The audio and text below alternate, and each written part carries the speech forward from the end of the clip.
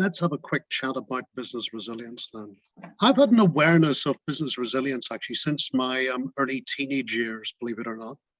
My father's fruit business was firebombed twice in the early 1970s, causing huge internal damage and a loss of stock.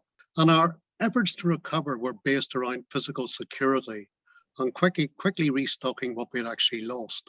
And obtaining additional supplies, help from friends and family sort of pulled us through. And I suppose you would now call it your business recovery network in current parlance. But we sort of got up and made the best of what we actually could do in those interesting times back in Northern Ireland. Today, things can be a bit more complex and the ramifications a bit more broader in this sort of connected and regulated world. But the principles still remain the same. I believe that business leaders and owners do have a fundamental continuity instinct. Otherwise, I don't think they'd really be in business. And when an incident happens, you adapt, you rebuild, you get up, you make it better. And I'm sure you're all aware that resilience is now more front of mind than ever. And we know that it isn't going away. And we've all got sorts of things to contend with to increase our business resilience.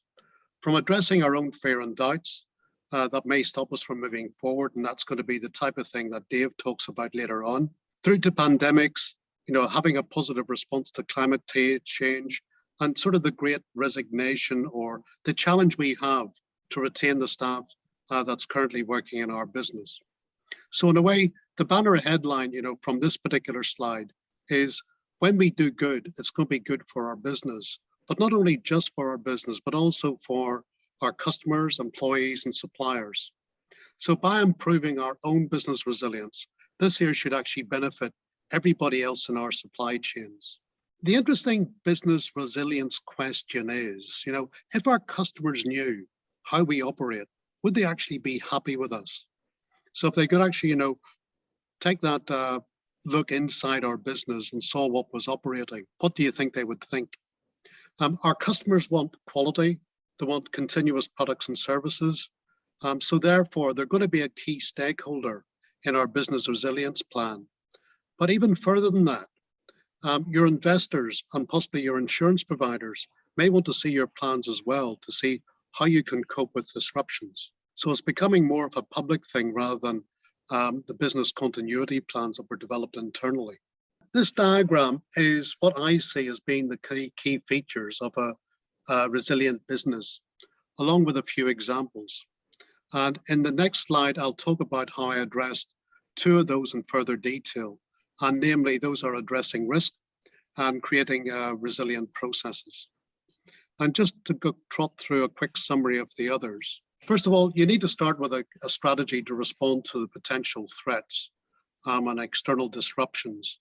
And those can be the obvious things such as regulation, market and competitive changes. And the development of a risk register will identify the impact of these exposures and threats and will be an input into your resilient development plan.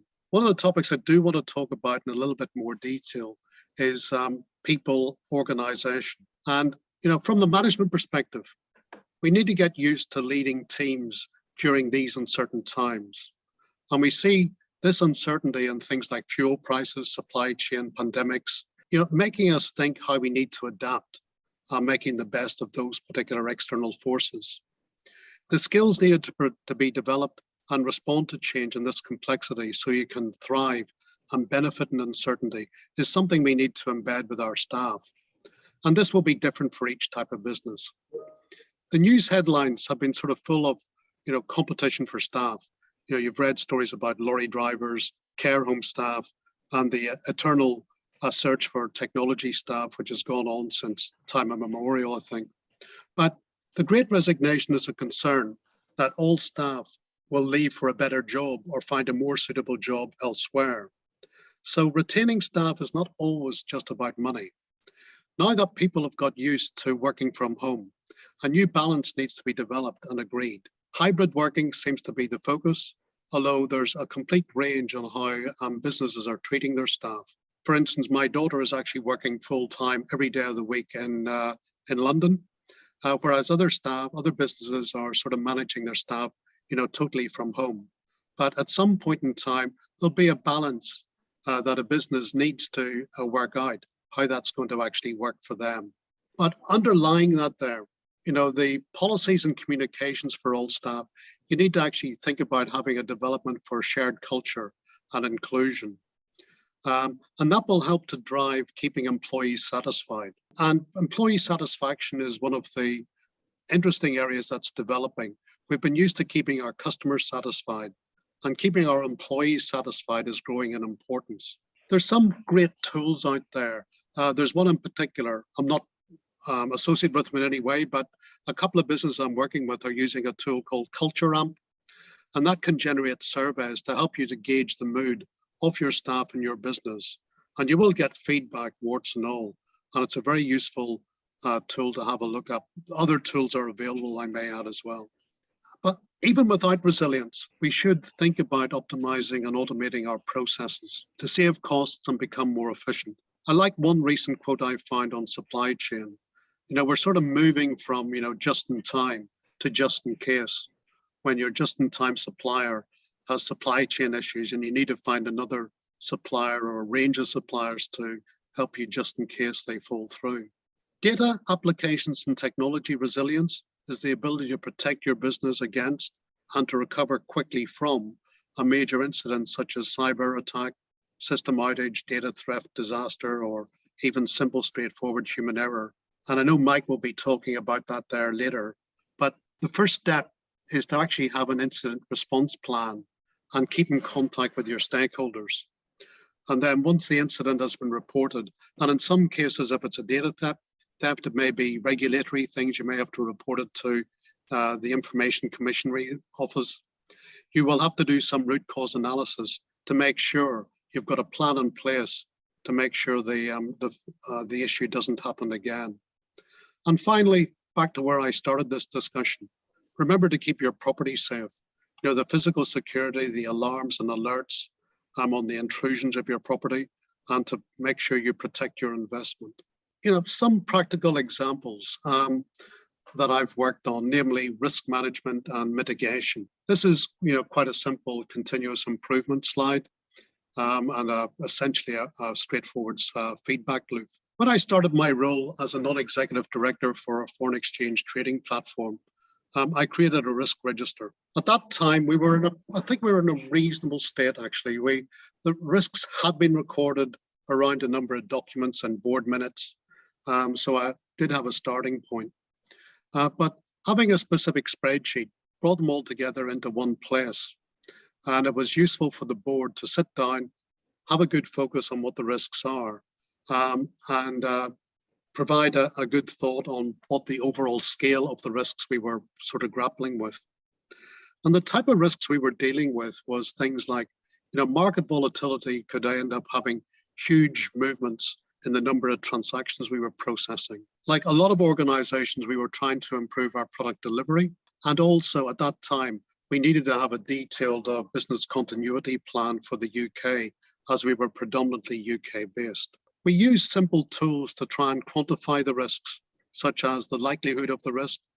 We use things like the potential frequency of that risk. It could be once a month, once a year, or maybe even as much as once in 10 years for major risks. And a calculation or judgment on what the financial damage would be associated if that risk did actually transpire. And when we multiplied the two together, it provided us with a rating and a ranking. This really focused our mind, especially after quantifying the financial values. And we did go to the next step to prioritize, plan, and identify the mitigation actions, options, and solutions. We nailed down an owner who, must admit, they didn't always want it. We identified the resources that was required to try and resolve that risk and how it could actually be delivered. So it essentially was a mini project plan we developed for each of the risks we actually came across. Been with that particular management team for the last sort of 6 or 7 years. These are still reviewed and referenced in our board meetings. And they're now actually provides input to our larger annual compliance statement. And it's helped to integrate the resilience into our business strategy and effective planning for our longer term resilience improvements. Just sometimes an external view helps to clarify what needs to be done with the experience of how to manage the risks and the threats to your business. And it's especially useful for businesses that are not used to risk management or not used to change. As part of my normal work, I've spent a good part of my time improving and automating business processes. And those business processes in the typical customer life cycle can range from prospecting for new clients to invoicing and customer support. And this is quite a broad topic, but one of the starting points is to ask questions about your current process resilience. Let's start off with a more interesting one like finance and money. Are we actually invoicing for everything, and is it correct? How well are our business operations and finance teams linked together? Maybe your processes have grown organically in the past, and you may not have sat down to work out what's the best way to achieve the result. And also whether the people involved may not be the right ones anymore. One of the recent trends I've seen is a bigger focus on optimizing the staff we have and making best use of their time. And examples by defining the procedures and handing them over to more junior staff. Do you review your customer feedback, issues, and complaints? Do you take action on this feedback and improve your customer experience? And finally, can you actually automate your processes? You've probably seen the recent TV or adverts for finance automation from QuickBooks and Xero to help you to release your time from administration and allow you to focus your time on your customers. And finally, as you're developing your processes, you want to make sure you collect the information you need to make decisions. And this can feed into your reviews and reporting solutions. Data such as volumes and customer queries and issues will provide you with those vital information to help you to create dashboards and KPIs. And you can see the trend of your changes over time. These reports need to be actionable. You need to drive and embed these particular responses to your disruptions into your people and into your businesses.